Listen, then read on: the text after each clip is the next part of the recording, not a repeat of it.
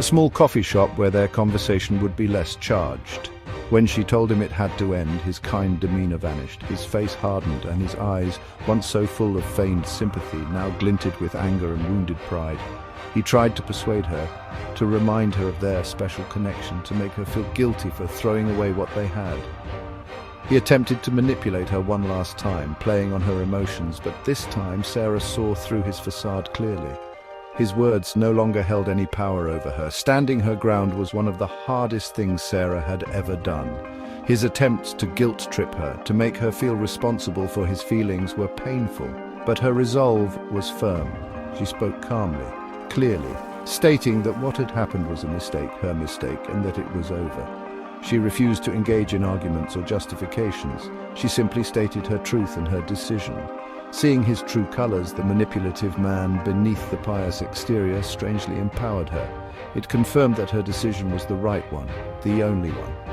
Walking away from that coffee shop, Sarah felt a profound sense of relief mixed with a lingering sadness for her own naivety.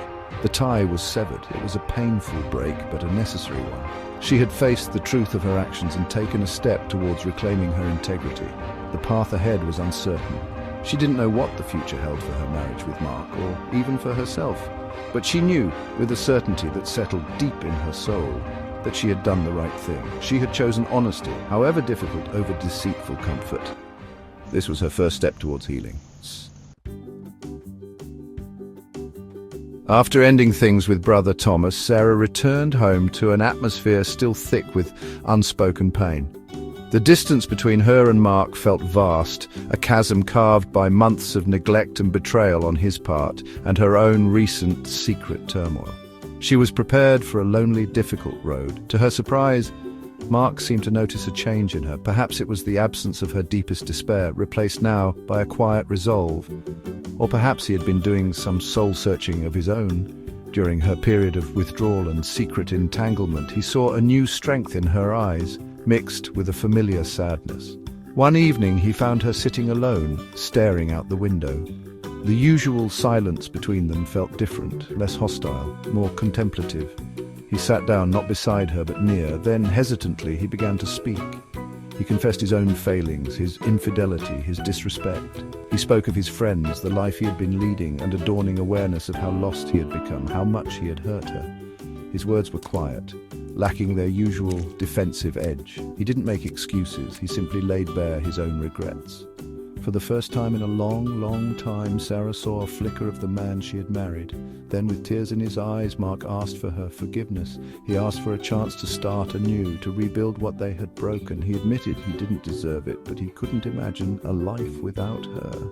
Sarah listened, her heart a confusing mix of old pain and a new, fragile hope. She too had made mistakes, and she confessed her own emotional entanglement. The misjudgment with brother Thomas, the regret that consumed her, the honesty, raw and painful, hung in the air between them. It was a moment of complete vulnerability for both of them, a stripping away of all pretenses. Reconciliation was not immediate, nor was it easy. It was a conscious decision, a daily effort. They agreed to seek counseling, to learn how to communicate again, how to trust again. There were difficult conversations, moments of anger, and many tears shed by both. But beneath it all, there was a shared desire to heal, to build something new from the ashes of their past. Mark distanced himself from his old friends, recognizing their negative influence. He began to show Sarah the attention and respect she had craved for so long. Slowly, painstakingly, they began to rebuild the bridge between them, one fragile plank at a time. The journey to stability was long and often arduous. It required patience, unwavering commitment from both Sarah and Mark, and a willingness to confront painful truths. Therapy provided them with tools to navigate their complex emotions and to rebuild their communication from the ground up. They learned to listen to each other, truly listen without judgment or defensiveness. They rediscovered the art of small kindnesses, the importance of shared moments, and the healing power of sincere apologies. The path was not always smooth. Old wounds sometimes reopened and doubts occasionally surfaced. But they held on to each other, determined not to falter. Mark worked tirelessly to prove his remorse and his renewed commitment. He became present, not just physically, but emotionally. He made Sarah his priority, cherishing her, supporting her, and making her feel loved and secure once more. He understood the depth of the hurt he had caused and dedicated himself to making amends, not just with words, but with consistent loving actions. Sarah, in turn, learned to forgive, not just Mark, but herself.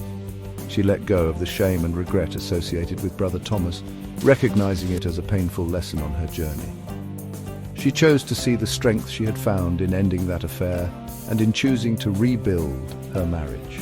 Today, years later, Sarah and Mark live a life marked by a quiet, resilient happiness. Their love is different now, not the naive, untested love of their youth, but something deeper, stronger, forged in the fires of betrayal and redemption.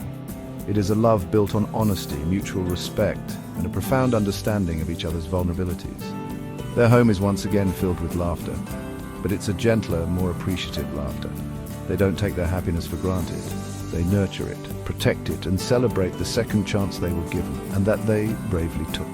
Their story is a testament to the resilience of the human heart and the possibility of healing, even after deep wounds.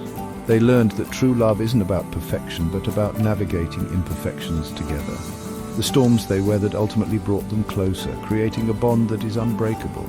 They found their way back to each other, not by erasing the past, but by learning from it and building a future filled with renewed hope, unwavering faith in each other, and a love that shines brighter for having known the darkness.